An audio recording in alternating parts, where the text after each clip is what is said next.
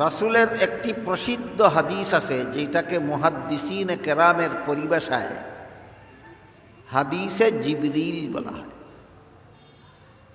সেই হাদিসে উল্লেখ আছে জিবরিল ফিরিস্তা রাসূল করিম সাল্লাল্লাহু আলাইহি ওয়াসাল্লামকে জিজ্ঞাসা করেছিলেন মাল ঈমান, এর অর্থ হলো ঈমান কাকে বলে। জবাবে রাসূল করিম সাল্লাল্লাহু আলাইহি ওয়াসাল্লাম বলে দিয়েছেন ৬টি কথা বিশ্বাস করার নাম ঈমান। আল্লাহ বিশ্বাস করা, ফিরিস্তা বিশ্বাস করা, আসমানি কিতাব তথা কুরআন বিশ্বাস করা, নবী রাসূল বিশ্বাস করা, তকদির বিশ্বাস করা এবং পরকালের চিরস্থায়ী জীবনে বিশ্বাসী হওয়া। এই হাদিসে আল্লাহর রাসূল বলে দিয়েছেন এই ৬ কথা বিশ্বাস করার নাম ঈমান। কাজেই যে কোনো যুগের, যে কোনো দেশের, যে কোনো মানুষ রাসূলের বর্ণিত সেই ৬ কথায় বিশ্বাসী হবে, সেই আল্লাহর দৃষ্টিতে ঈমানদার বা মুমিন মুসলমান বলে গণ্য হবে। রাসূলের বর্ণিত ৬ কথায় বিশ্বাসীরাই মুমিন মুসলমান। ১ নম্বরে আল্লাহ বিশ্বাস, ২ নম্বরে ফিরিস্তা বিশ্বাস, ৩ নম্বরে কুরআন বিশ্বাস, ৪ নম্বরে নবী রাসূল বিশ্বাস। এই ৪ নম্বরটা মনে রাখবেন, কারণ এটা আমার আজকের আলোচ্য বিষয়। ৪ নম্বরে নবী রাসূল বিশ্বাস, ৫ নম্বরে তকদির বিশ্বাস, ৬ নম্বরে আখিরাত। এই ৬ বিষয়ে যারাই বিশ্বাসী তারাই আল্লাহর দৃষ্টিতে মুমিন মুসলমান। এতটুকু কথাও এই সমাজের যারা জানে না তারা অনেক সময় মুসলমানকেও কাফের বলে দেয়, আর কাফের কাদিয়ানিকেও মুসলমান বলতে চায়। মুসলমানকে কাফের বলে কেন, কাফেরকে মুসলমান বলে কেন?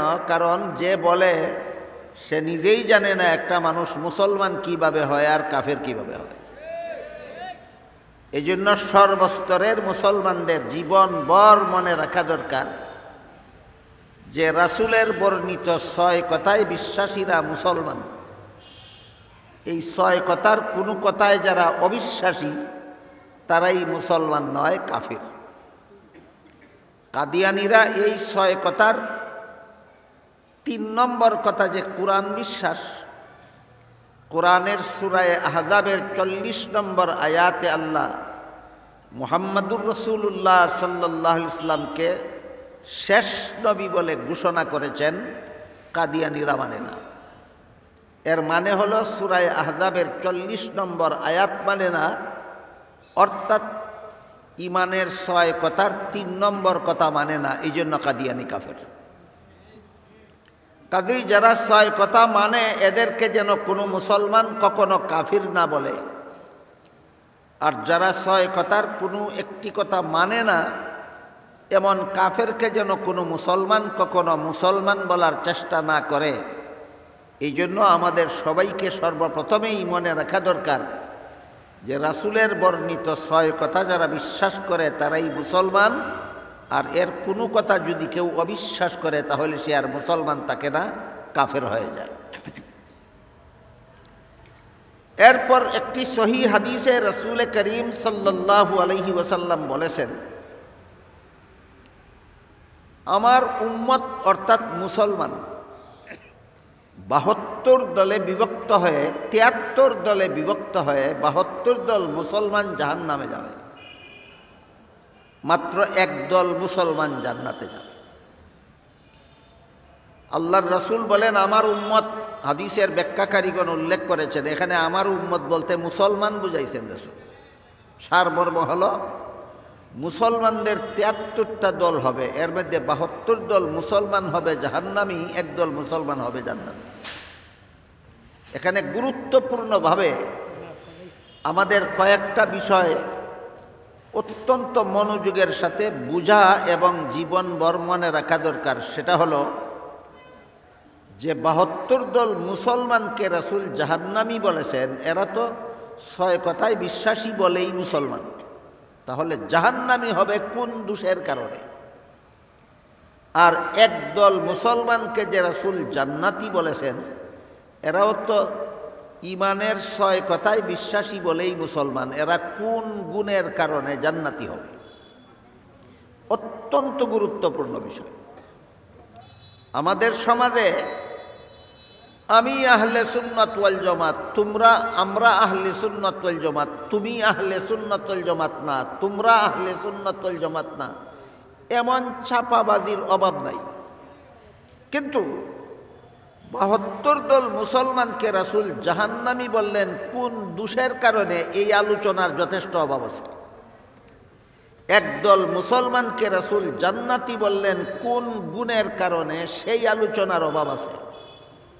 এজন্য যেই আলোচনাগুলির অভাব আছে, যেইগুলি জানা না জানার উপর অনেক গুরুত্বপূর্ণ বিষয়, বোঝা না বোঝা নির্ভর করে, সেই বিষয়গুলি আমি আপনাদের সামনে তুলে ধরতে চাই।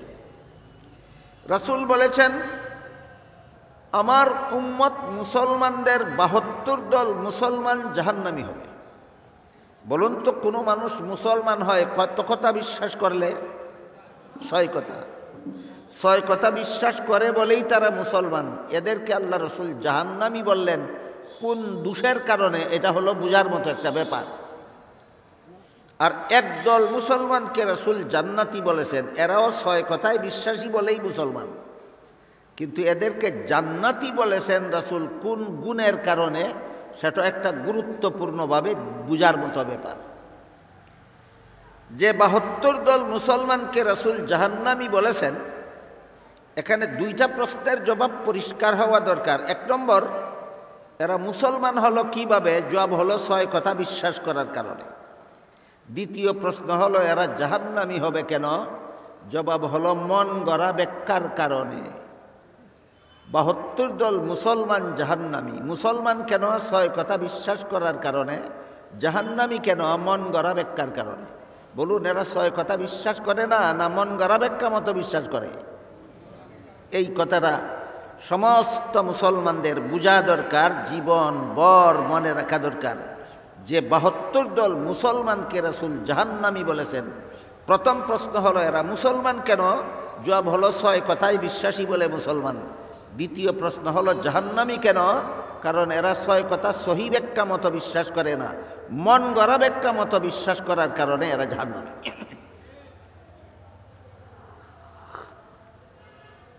আর একটা মাত্র মুসলমানের দলকে রাসূল জান্নাতি বলেছেন। এরাও মুসলমান, 6 কথায় বিশ্বাসী বলেই মুসলমান। কিন্তু এরা জান্নাতি হবে কোন গুণের কারণে? এদের গুণটা হলো এরা ইমানের 6 কথা মন গড়া ব্যাখ্যা মতো বিশ্বাস করবে না, এরা ইমানের 6 কথা সহি ব্যাখ্যা মতো বিশ্বাস করার কারণে আল্লাহর রাসূল এদেরকে জান্নাতি বলেছেন। বুঝে থাকলে বলুন তো, ইমানের 6 কথা কত দল মুসলমানে মন গড়া ব্যাখ্যা মতো বিশ্বাস করে? 72 দল। এই কারণে এদেরকে রাসূল জাহান্নামী বলেছেন। ইমানের 6 কথা কত দল মুসলমান সহি ব্যাখ্যা মতো বিশ্বাস করে? 1 দল। এই কারণে রাসূল এদেরকে জান্নাতি বলেছেন। এখন প্রশ্ন জাগে, তাহলে ইমানের 6 কথার সহি ব্যাখ্যা পাওয়া যায় কোথায়?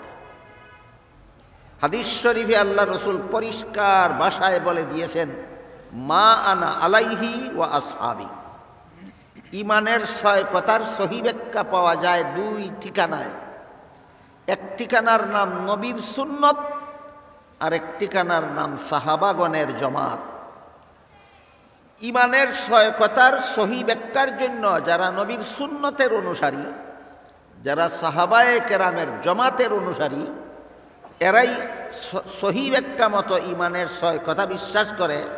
এই জন্য একদিকে আল্লাহর রাসূল এদেরকে জান্নাতি মুসলমান বলেছেন, অপরদিকে এদের নামকরণ করা হয়েছে আহলে সুন্নত ওয়াল জামাত। আমাদের সমাজে নিজেদেরকে আহলে সুন্নত ওয়াল জামাত বলে দাবিদারের অভাব নাই। যে না সেই বলে আমি আহলে সুন্নত ওয়াল জামাত, যে না সেই বলে আমরা আহলে সুন্নত ওয়াল জামাত। কেন তুমি আহলে সুন্নত ওয়াল জামাত? কি বিশ্বাস করে তুমি আহলে সুন্নাতুল জামাত হলে? কোন নীতির ভিত্তিতে তুমি আহলে সুন্নাতুল জামাত? কোন আদর্শের কারণে তুমি আহলে সুন্নাতুল জামাত? এর খবরও রাখে না, কিন্তু চিৎকার দিয়া বলে আমি এবং আমরা আহলে সুন্নাতুল জামাত। কথাগুলি বুঝে থাকলে বলুন, গায়ের জোরে হওয়া যায় আহলে সুন্নাতুল জামাত? না প্রচারের জোরে, না চাপার জোরে, না দুইটা আদর্শের বলে? একটা আদর্শের নাম নবীর সুন্নত, আর একটা আদর্শের নাম সাহাবাগণের জামাত। আহলে সুন্নত কথার অর্থই হলো সুন্নতের অনুসারী। বলুন তো কার সুন্নতের? রাসূলের সুন্নতের। ওয়াল জামাত কথার অর্থই হলো জামাতের অনুসারী। বলুন তো কার জামাতের? সাহাবায়ে কেরামের জামাতের। ইমানের কথার সহি ব্যাখ্যার বেলায় যারা রাসূলের সুন্নতের অনুসারী, যারা সাহাবায়ে কেরামের জামাতের অনুসারী, এদের নাম আহলে সুন্নাত ওয়াল জামাত। এদেরকে আল্লাহ রসুল জান্নাতি মুসলমান বলেছেন, কারণ এরা ইমানের ছয় কথা সহি ব্যাখ্যা মতো বিশ্বাস করে। আর ইমানের ছয় কথার সহি ব্যাখ্যা পাওয়া যায় দুই ঠিকানায়, নবীর সুন্নতে, সাহাবায়ে কেরামের জামাতে। এই জন্য এই দলের নাম আহলে সুন্নাত ওয়াল জামাত। কাজে আমরা যদি জান্নাতি মুসলমান হতে চাই, আল্লাহ বিশ্বাস করতে হবে মন গড়া ব্যাখ্যা মতে না সহি ব্যাখ্যা মতে? আমরা যদি জান্নাতি মুসলমান হতে চাই, ফিরিস্তা বিশ্বাস করতে হবে মন গড়া ব্যাখ্যা মতে না সহি ব্যাখ্যা মতে? আমরা যদি জান্নাতি মুসলমান হতে চাই, তাহলে কোরআন বিশ্বাস করতে হবে মন গড়া ব্যাখ্যা মতে না সহি ব্যাখ্যা মতে? সহি ব্যাখ্যা মতে। আমরা যদি জান্নাতি মুসলমান হতে চাই, তাইলে নবী রাসূল বিশ্বাস করতে হবে মন গড়া ব্যাখ্যা মতে না সহি ব্যাখ্যা মতে? সহি ব্যাখ্যা মতে। এই নবী রসুলগণের সহি ব্যাখ্যার একটা অংশ শানের রেসালত। নবী রসুলগণকে সহি ব্যাখ্যা মতো বিশ্বাস করার একটা অংশ হল শানের রেসালত, রাসূলের মর্যাদা। তাই আজকে যেহেতু এটা শানের রেসালত সম্মেলন, এজন্য আমি আল্লাহ সম্পর্কে সহি ব্যাখ্যা এবং ভুল ব্যাখ্যার উদাহরণ এখানে পেশ করতে যাব না। ফিরিস্তা সম্পর্কে সহি ব্যাখ্যা আর ভুল ব্যাখ্যার উদাহরণ এখানে পেশ করতে যাব না। কোরআন সম্পর্কে সহি ব্যাখ্যা এবং ভুল ব্যাখ্যার উদাহরণ এখানে পেশ করতে যাব না। আজকের জন্য শুধু নবী রাসূল সম্পর্কে কিছু সহি ব্যাখ্যা আর কিছু ভুল ব্যাখ্যার উদাহরণ পেশ করব আপনাদের সামনে, যেন আপনারা একদিকে নিজেরাও জেনে নিতে পারেন আপনি মন গড়া ব্যাখ্যা মতো নবী বিশ্বাস করেন না সহি ব্যাখ্যা মতো, অপরদিকে শানে রেসালতের বিষয়টা যেন সবিস্তারে বুঝে নিতে পারেন।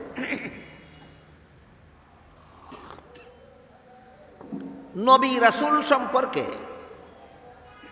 এক নম্বর সহি ব্যাখ্যা হল সমস্ত নবী রাসূলগণ আজীবন বেগুনাহ। কোনো নবী জীবনে কোনোদিন গুনাহ করেন না। এই বিষয়টা আল্লাহ ঘোষণা দিয়েছেন পবিত্র কোরআনের সূরাতুল বাকারার 124 নম্বর আয়াত।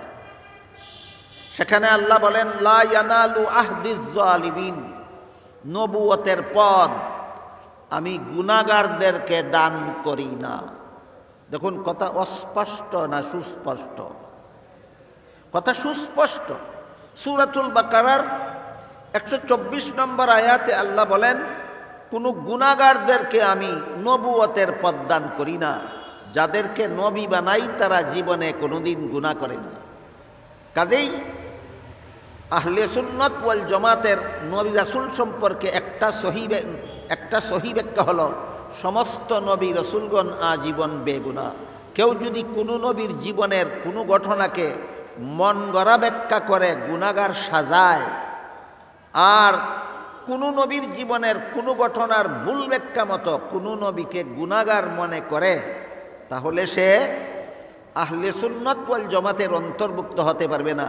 সে সঠিকপন্থী মুসলমান নয়, সে হবে ভ্রান্তপন্থী মুসলমান।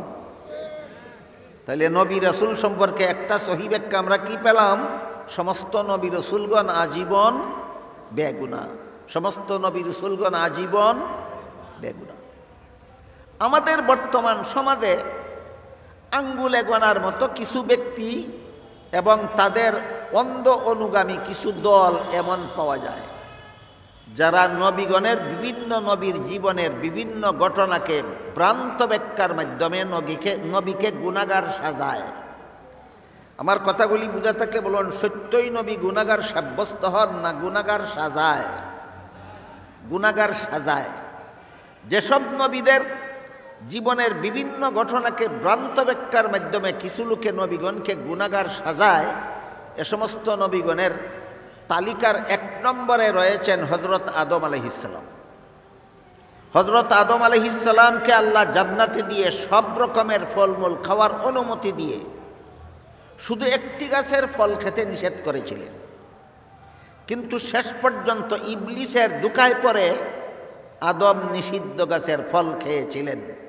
এতটুকু বিবরণ কোরআনেও আছে, এতটুকু বিবরণ কোরআনেও আছে।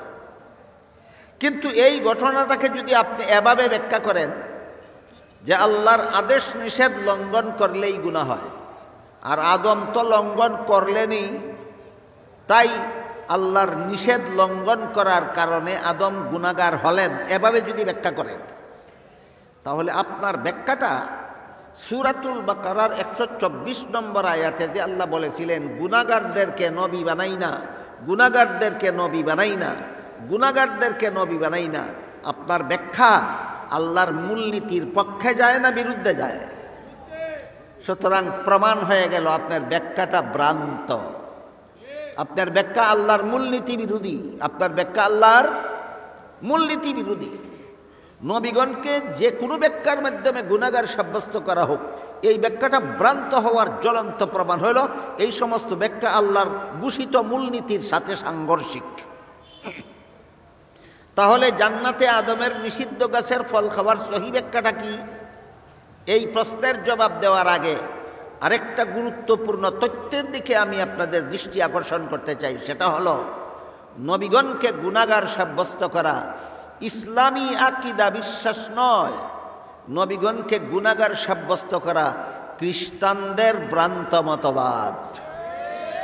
নবীগণকে গুনাহগার সাব্যস্ত করা ইসলামী মতবাদ নয়, খ্রিস্টানি মতবাদ।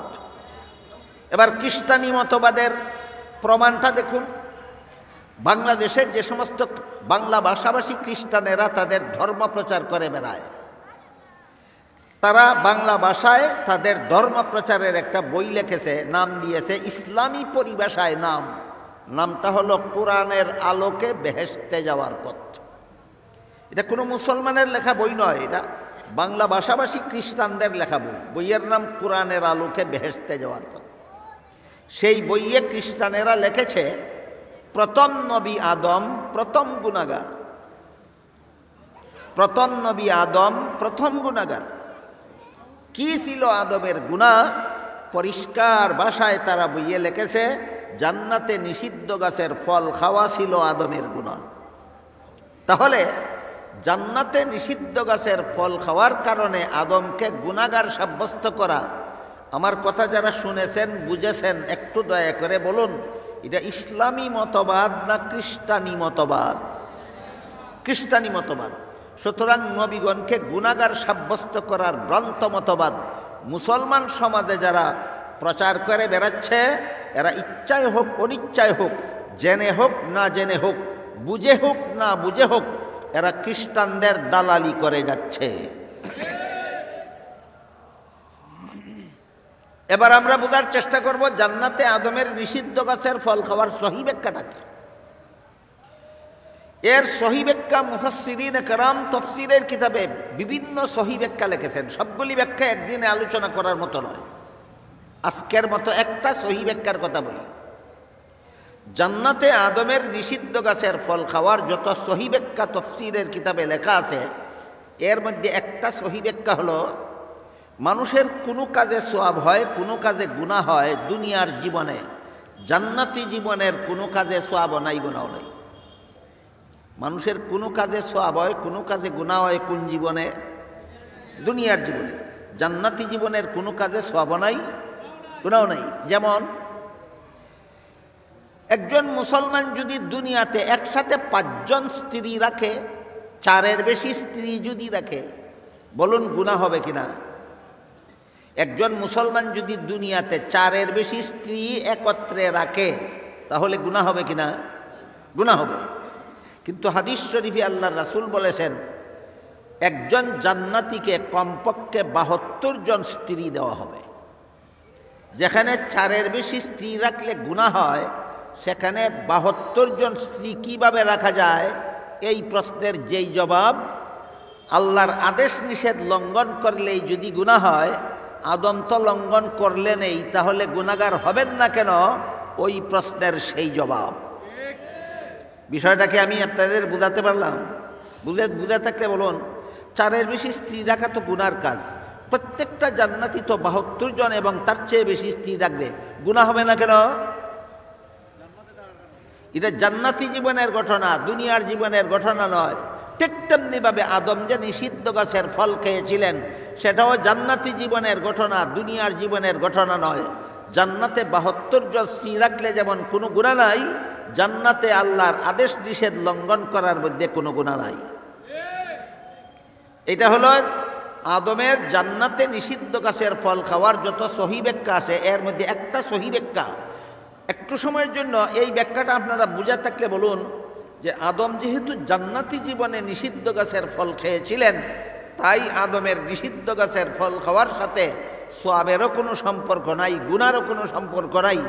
এই ব্যাখ্যাটা মেনে নিলে সূরাতুল বাকারার 124 নম্বর আয়াতে যে আল্লাহ বলেছেন গুনাহগারদেরকে আমি নবী বানাই না, মূলনীতির সাথে সাংঘর্ষিক হয় না সামঞ্জস্যশীল হয়?